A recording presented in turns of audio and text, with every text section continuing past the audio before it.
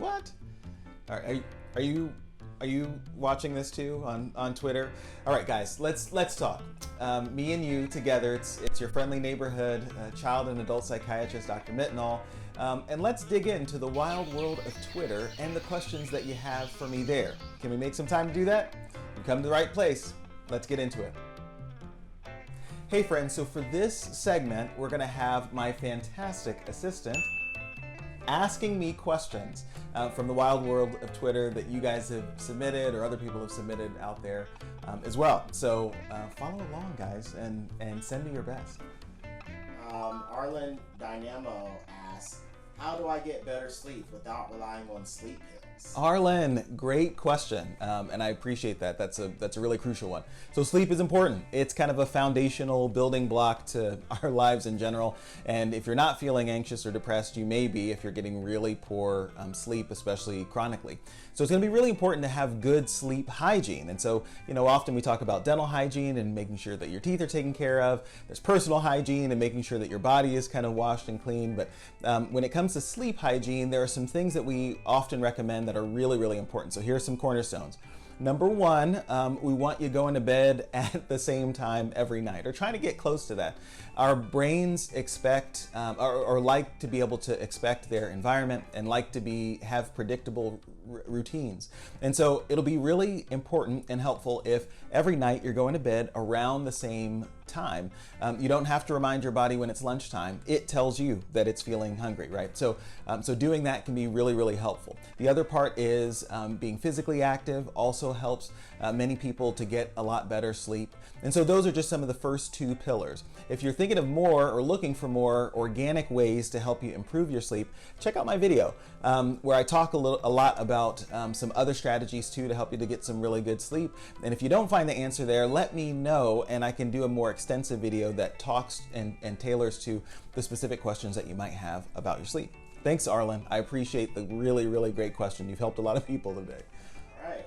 Jessica Stone asks, how do I know if I'm spending too much time on social media?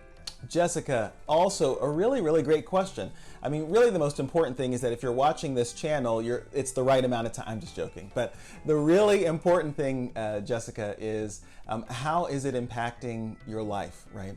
Is it a complement? Is it a supplementary thing? Or has it taken the place of something that's really important for you? So here's an example. So if you can think back at a time when you had less access to the technology, were you going out more with friends?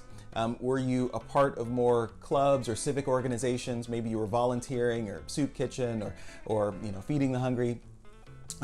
Were there some things that you were doing before, like taking piano lessons or taking a public speaking class or teaching yourself Japanese? Now, have those things fallen by the wayside?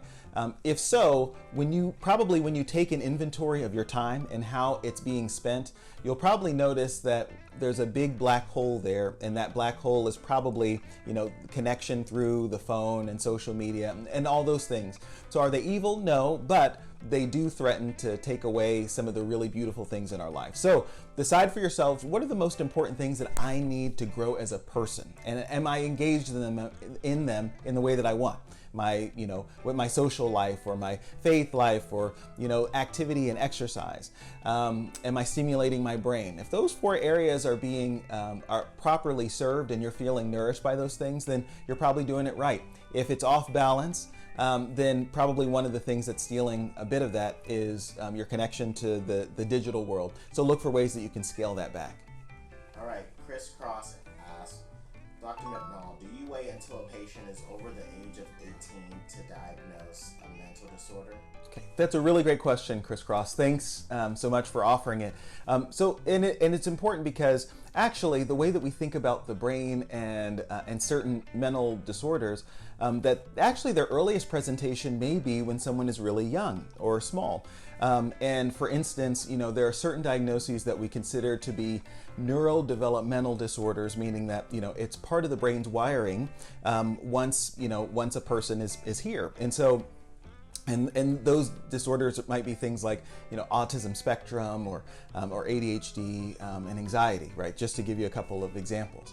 And so someone may actually get those diagnoses really early because, not just because we want people to be labeled or to feel labeled, right? They're actually helpful terms for, a clinician to know, because we can often get people attached to really good services that are helpful. So great therapy or great early educational interventions that can really make a spectacular difference in the lives of an adult. Now, there are certain things that we don't diagnose until later in life. And so one of those things are personality disorders. And you might have heard of, like borderline personality disorder or narcissistic personality disorder. So those are things that we tend to think of as being pretty fixed, that they're not going to change. Well, as you imagine, in the life of a child, their personality is constantly changing, constantly evolving, strengthening in different ways throughout a person's lifetime. And so we often, especially as child psychiatrists, hold out hope that that in terms of a personality disorder, we're very reluctant to give that type of diagnosis prior to the age of 18. So great question, Crisscross. Thank you so much for submitting it, and hopefully that's been helpful to you.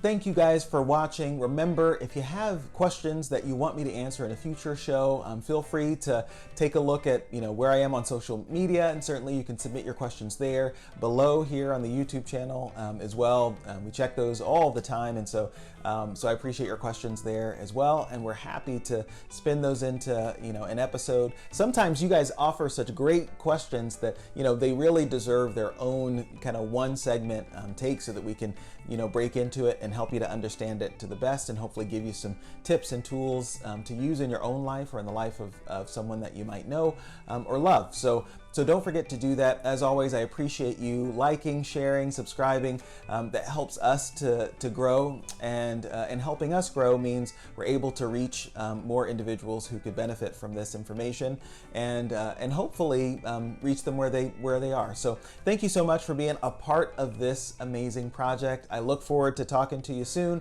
and getting into some of your questions. Take good care, my friends, and be well.